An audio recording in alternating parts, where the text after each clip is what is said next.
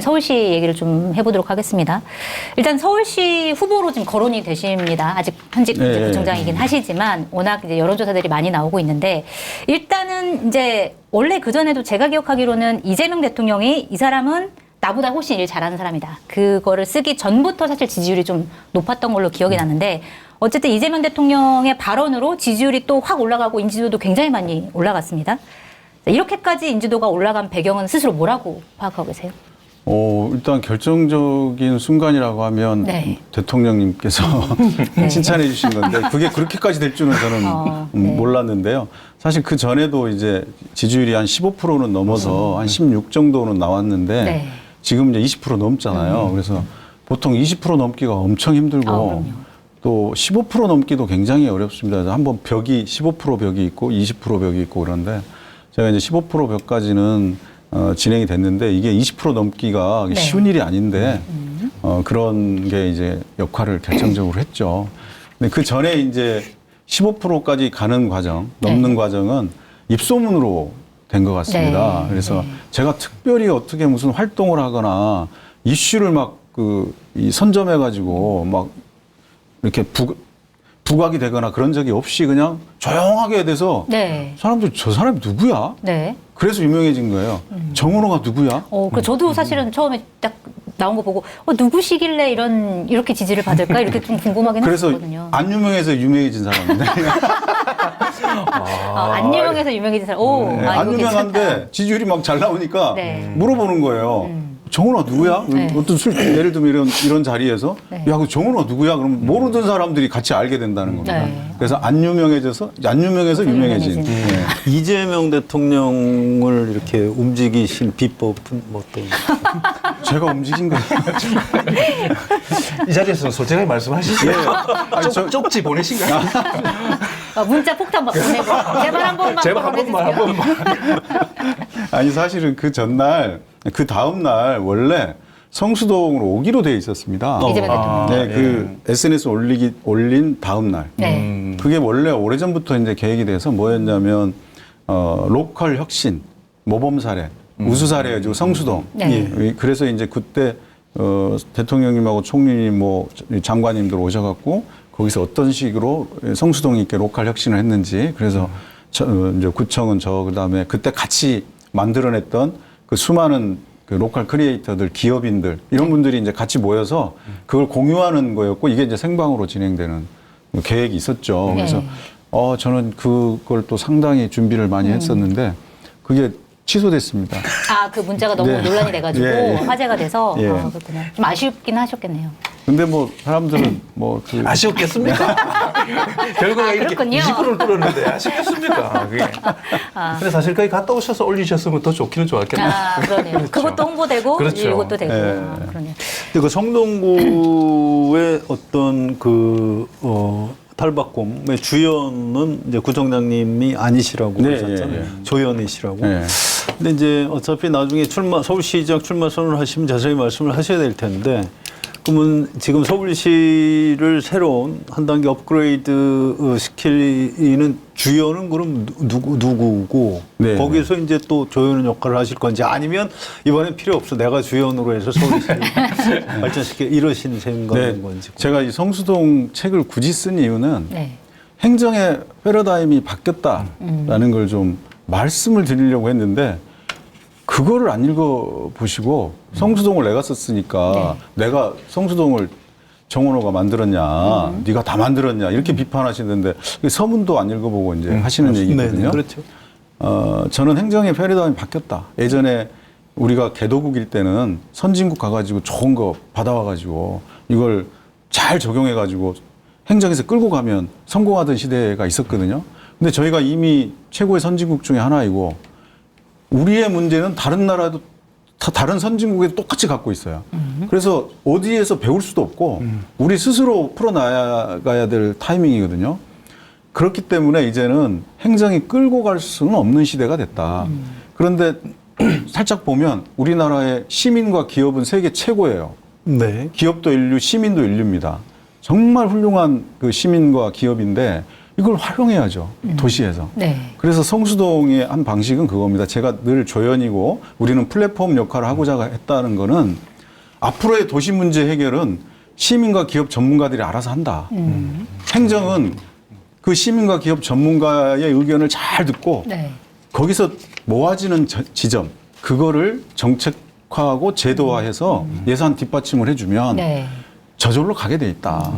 근데 굳이 막 이 예전에 도시재생 실패한 데들 보면 성수동은 좀 차이가 있거든요. 성수동 도시재생은 제안을 다 기업인들과 전문가들이 제안한 거예요. 네. 근데 다른 데들 보면 관에서 다 짜갖고 아. 그 주민들한테 이렇게 갑시다 하고 설명을 해서 진행한 거거든요. 주체가 누구냐에 따라서 결과가 그렇죠. 굉장히 많이 달라진다. 성수동 도시계획은 아예 그 지역에 있는 시민과 전문가들이 제안한 거, 기업들이 제안한 걸 정책으로 다 만들었습니다. 네. 붉은 벽돌 지원 정책, 젠트리피케이션 방지 정책, 소셜 벤처 지원 정책, 네. 뭐 서울숲 앞에 있는 박스 파크로 된 언더스탠드 애비뉴 이런 것들이 다 전문가들이 제안한 거예요. 네. 저희는 잘 듣고 이거 해야 되겠네라고 그걸 제도화해서 뒷받침하고 예산으로 뒷받침해서 갈 수 있게 도와드린 겁니다. 네. 그랬더니 지금 세계적 핫플레이스가 됐잖아요. 근데 서울도 마찬가지다. 이제 서울의 문제, 엄청나게 많은 문제가 쌓여 있습니다. 지난 20년 동안 누적된 문제들. 이거 해결할 수 있는 힘, 네. 그 힘은 기업과 시민들한테 있다. 아, 네. 그 전문가들한테 있으니까 그분들이 방향을 잘 듣고 그걸 행정에서는 정책화하고 뒷받침하면 된다. 그러면 가는 거지. 그게 최고가 되는 거거든요. 네. 답이 없기 때문에 답을 함께 찾아가야 되는 거예요. 예.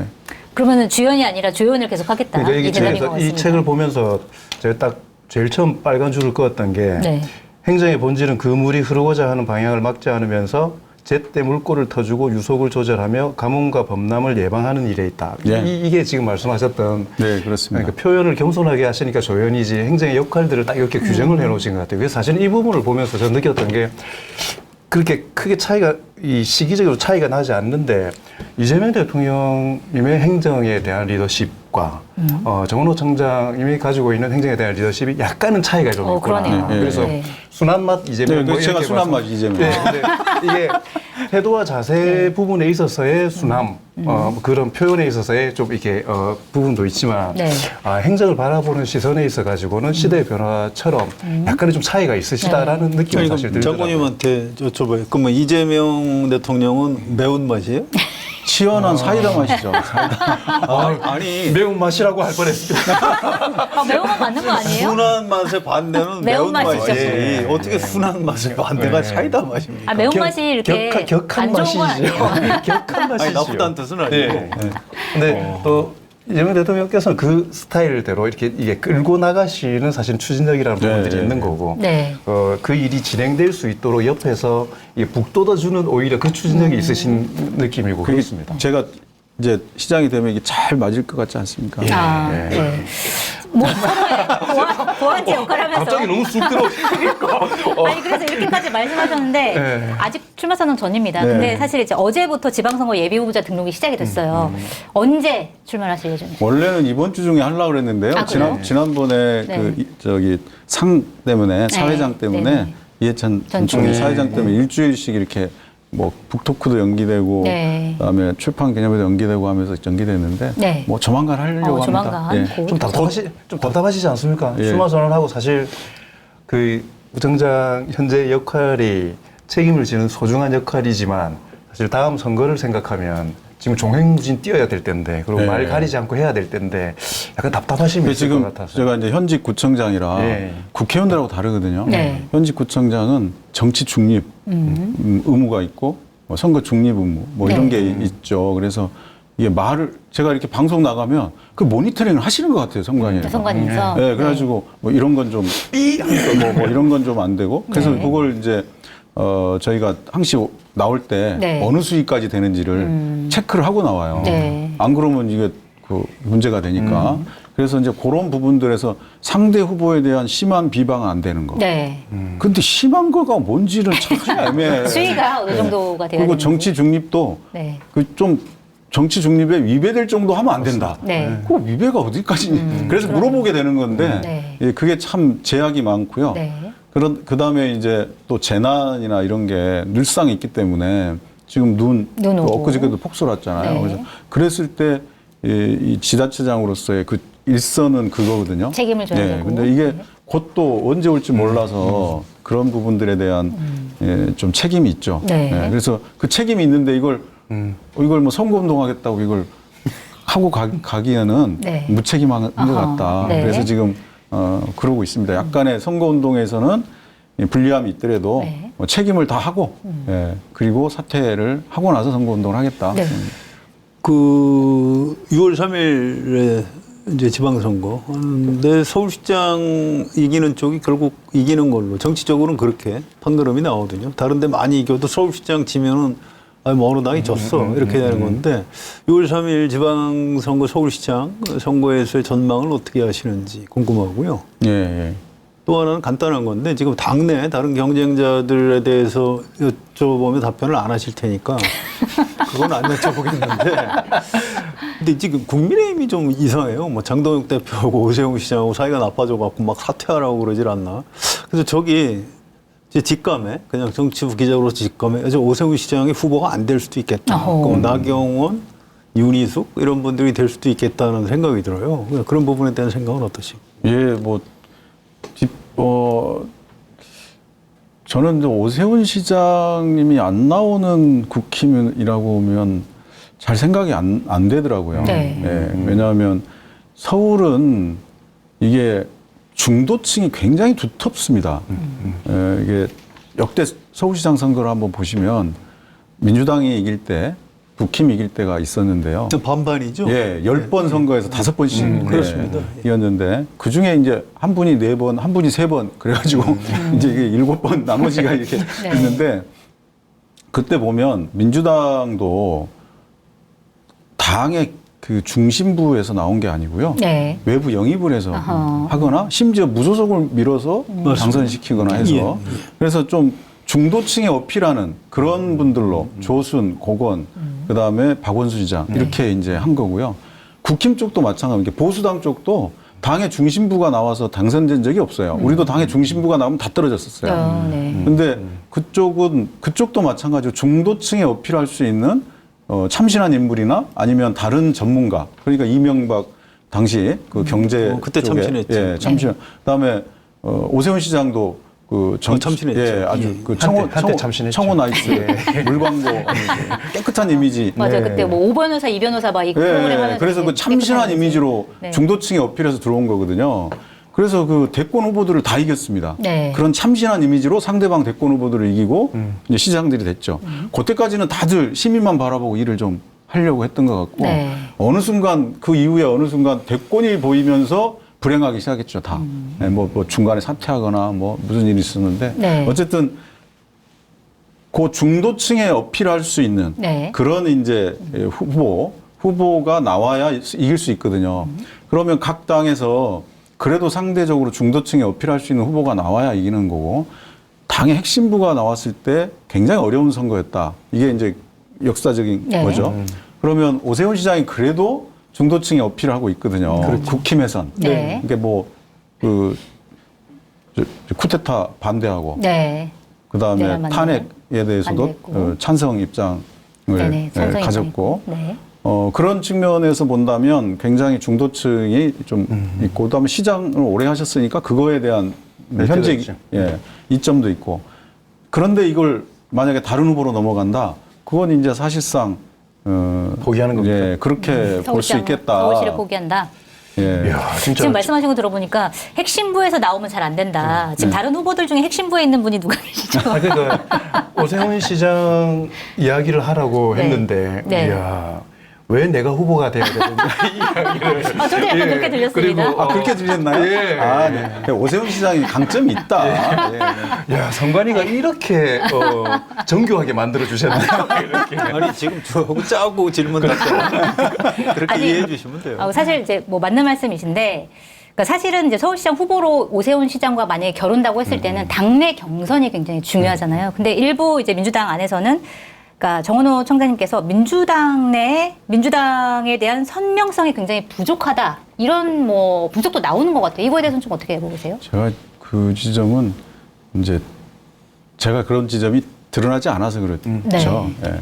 왜냐하면 그러니까 지자체장을 계속 12년을 했기 때문에 지자체장에서 할 수 있는 말과 없는 말이 있어서 그런 측면에서 쭉 이제 저는 정책으로 외화시켰죠. 네. 예, 그래서 정책으로 가장 민주당스러움을 정책화한 거고 말로 하기보다 네. 예, 그런 식으로 표현을 해왔기 때문에 예, 그렇게 보일 수도 있겠다. 그렇지만 제가 해왔던 정책을 보면 가장 민주당스럽다. 예, 뭐 근데 그거는요 이재명 대통령 SNS 한 방으로 뒤집혔어요. 아, 그래요? 끝났나요? 네, 민주당 안에 의원들이나 당원들한테 물어보면 네. 아니 이재명 대통령이 정원호 총장님 지지하는데 우리가 어디를 딴 사람을 해요. 어허. 그래서 당내 여론도 그리 이 대목에서 한 잔 해. 당내 여론 제가 볼 때 두 분 미리 만나셨네요. 아니 당내 여론도 실제로 그렇다고 그래요. 민주당 의원들한테 많이 물어봤습니다. 네. 자, 그러면은 이번에는 좀 현안으로 넘어가 봐야 될 것 같은데, 지금 최근에 정부가 부동산 이제 공급 대책을 네. 발표를 했어요. 이제 관련해가지고 지금 보니까 오세훈 서울시장과 이제 부총장님께서 약간의 이제 충돌이 네. 있었습니다. 일단은 그 정부에서 발표한 부동산 이제 공급 부지 중에서 그 태릉 네. 시시 그 주변이 있는데 오세훈 서울시장 같은 경우는 지금 이제 세운상가 그 주변 종묘 주변에 개발을 하겠다라고 하면서 이제 굉장히 많은 우려들을 낳고 있는데 태릉에 대해서는 굉장히 이제 비판적이에요. 그래서 이재명 대통령이 SNS에 최근에 아니 종묘 앞 고층 개발은 되고 태릉역 주택 공급은 안 되나 이렇게 써서 이제 이중적인 거 아니냐라고 비판했고 오세훈 서울시장은 거꾸로 아니 그러면 종묘는 안 되고 뭐 태릉은 되냐 뭐 이런 식으로 이제 갈등을 빚고 있었는데 이제 구청장님께서는 일단은 둘 다 유산 영향 평가를 받자 이렇게 제안을 하셨어요. 이거에 대해서 조금 더 구체적으로 설명을 그 해주시면. 제가 오세훈 시장님이 저렇게 말씀하신 건 그 뭔가 좀 잘 안 읽어보고 하시는 건가 네. 그런 생각이 들어요. 검증된 상품을 인터넷 최저가보다 저렴하게 판매하고 있는 마켓단위 쇼핑몰에서 세상에 없는 새로운 조합, 과채 음료 아임굿을 소개합니다. 피로하고 숙취로 고생하시는 분들은 아임굿 한번 꼭 드셔보시기 바랍니다. 역대급 할인 이벤트로 현재 예약 판매 중입니다. 주문 방법은 유튜브 화면 좌측 하단을 클릭하시거나 포털에서 마켓단위를 검색하시면 됩니다. 왜냐하면 작년에 제가 11월 달 초에 세운 그 사지구, 네. 종묘 앞 세운 사지구 개발건이 났을 때 개발을 반대하는 게 아니고 세계유산 영향평가를 받고 하자. 네. 왜냐하면 종묘 인근에 뭘 개발을 할 때는 그런 영향평가를 받고 하게 유네스코에서 공고했거든요. 네. 근데 그걸 안 받고 그냥 일방적으로 하려고 하다가 지금 사달이 난 겁니다. 네. 그래서 저는 그때도 그 유산 영향평가 진행하면 깔끔하다. 네. 근데 아직도 안 받고 있어요. 근데 유네스코가 굉장히 계속 지금 몇 차례 독촉을 하다가 이제 이렇게 되면 그래도 강행을 하게 되면 이제 위험에 처한 유산으로 지정해서 박탈할 수도 있거든요. 네. 그러니까 이제 유산청이 가만히 있을 수 없잖아요. 어떻게 딴 세계 유산인데. 네. 그래서 유산청이 나서서 이제 강제를 하고 있는 거죠. 그러면서 갈등이 좀 더 생기고 있는 건데 네. 그런 걸 야기하고 있는 겁니다. 지금 서울시장님께서. 그런데 태릉은 또 다른 얘기거든요. 태릉 시시는 태릉 앞에 그러니까 거기는 국토부에서 아예 이번 발표문에 세계유산 영향평가를 받고 진행하겠다. 어허. 그렇게 아예 넣어놨어요. 문구를. 네. 경우가 다르네요. 일단 받겠다는 거니까. 그러니까 저는 똑같은 입장이죠. 개발을 하기 전에 영향을 받을 수 있으니까 유산 영향평가 받고 진행하면 네. 유네스코 세계유산도 지킬 수 있고 훼손하지 않고 그 앞에 개발도 할 수 있고 주택도 지을 수 있고 이런 거죠. 네. 그걸 받고 하면 된다라고 얘기했는데 그 잘 안 읽어보고 하시는 것 같아요. 그렇군요. 두 분은 이 지금 논란에 대해서는 어떻게 보고 계세요? 저는 사실 이 논란 가지고는 너무 명쾌하게 입장을 이야기하셨으니까 부동산 대책 전반으로 보면은 네. 한 가지 조금 민감할 수도 있는데 이재명 대통령께서 지금 드라이브를 세게 걸고 계시지 않습니까? 부동산 대책에 대해 네. 가지고 암적인 네. 반드시 이번에 마귀로. 아마라는 말도 쓰지 마라 이렇게 가고 있는데 저는 개인적으로야 뭐 박수를 치고 있죠. 근데 아까도 말씀하셨던 것처럼 서울시장을 출마를 하시지만 아까까지 확정하지 않으신 그 총장님 입장으로 봤을 때는 서울시의 부동산 대책이 이렇게 강경 드라이브로 가는 부분들이 선거의 유불리로 봤을 때는 조금 조심스럽거나 이럴 수 있을 것 같다는 생각이 들더라고요. 그래서 이 지금 현재 대통령 이재명 정부의 이 부동산 대책에 대한 강경 드라이브 표현이 맞는지 모르겠지만 이게 사실 정상화니까 강경이라기보다는 정상화를 위한 것이라고 저는 생각하는데 이런 정책 방향에 대해서는 어떻게 생각을 하시는지. 저는 여기서 중요한 건 엇박자가 문제라고 생각합니다. 네.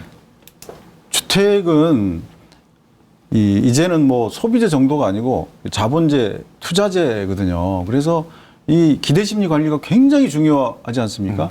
주택 가격이 안정화될 것이라는 기대심리가 있으면 안정화하는 방향으로 움직입니다. 사람들은. 그래서 안정화하는 방향으로 계속 당국자들이 시그널을 줄 수밖에 없는 거예요. 그런데 이때 당국자가 둘입니다. 서울시, 그다음에 정부, 네. 국토부 이렇게 두 곳인데 이 두 곳에서 같은 신호를 보내줘야 안정이 되는데 이게 신호가 틀리면 불안해거든요. 불안하면 폭등하거나 폭락하거나 하는 건데 그 대표적인 사례가 오세훈 시장께서 토어제 풀어줬다가 오히려 확대하는 번복 사태가 35일 만에 번복 사태. 네. 그것 때문에 폭등이 시작된 거거든요. 네. 그게 정부에서는 이걸 좀 안정적으로 관리하겠다는 신호를 주면서 토어제를 실시를 했는데 이걸 풀어버림으로써 다른 신호를 줘버린 거죠. 그러니까 시장이 혼란을 겪다가 폭등 쪽으로 가버린 거예요. 그래서 그 뒤로도 저는 공급 정책도 수요 관리 정책도 전부 서울시가 중앙정부랑 협의해서 한 목소리를 내줘야 된다. 네. 집값을 잡으려고, 그러니까 안정화시키려는 의지가 있다면. 근데 그렇지 않다면 이건 다른 생각이 있는 거다라고 제가 계속 메시지를 낸 거거든요. 네. 지금은 어찌됐든 한 목소리를 집값 안정으로 가는 한 목소리를 내야 됩니다. 딴 목소리를 내는 게 문제다. 네. 그 얘기를 저는 계속 하고 싶습니다. 예. 그게 저는 질문이 아니고 그냥 의견을 말씀드리고 싶은데요. 네. 그러니까 이게 매운맛 정책의 강점이 있어요. 야, 이거 대통령이라는 사람이 이렇게까지 매일 독하게. 매일도 아니고 매일 하루에도 굉장히 여러 가지 여러 개를 올리고 계십니다. 그래서 야, 저 사람 무서운 사람인데 네. 야, 이거 우리 이러다 진짜 박살나는 거 아니야? 해서 지금 이제 부동산 시장 분석하는 전문가들도 한 4월쯤 되면 아마 내놓을 거다라고 분석하는 분들이 이제 드디어 나타나기 네. 시작했어요. 그래서 이 효과는 있는데 근데 그것만으로 매운맛만으로 부동산 문제 해결 저는 어렵다고 보고요. 네. 아까 이제 그 구청장님 설명하셨듯이 행정이라는 게 물고 관리, 우리 장관님 아까 설명하셨듯이 그 지혜도 좀 필요한 것 아닌가. 그런데 그 부분에 있어서 우리 중앙정부 정책 당국자들도 뭐 잘 안 보여요. 뭘 하고 있나? 뭐 제대로 내놓은 게 뭐가 있는지도 잘 모르겠고. 네. 또 오세훈 시장은 정치적인 어떤 그 앙금 때문에 일부러 좀 딴지를 거는 것 같은데. 네, 지금 시장이 해야 될 일이 그렇습니다. 서울시장하고 호흡을 맞출 수 있다면 부동산 문제를 우리가 해결하는 데도 상당히 도움이 될 거라고 저는 생각합니다. 네. 이렇게 오시는군요. 잘.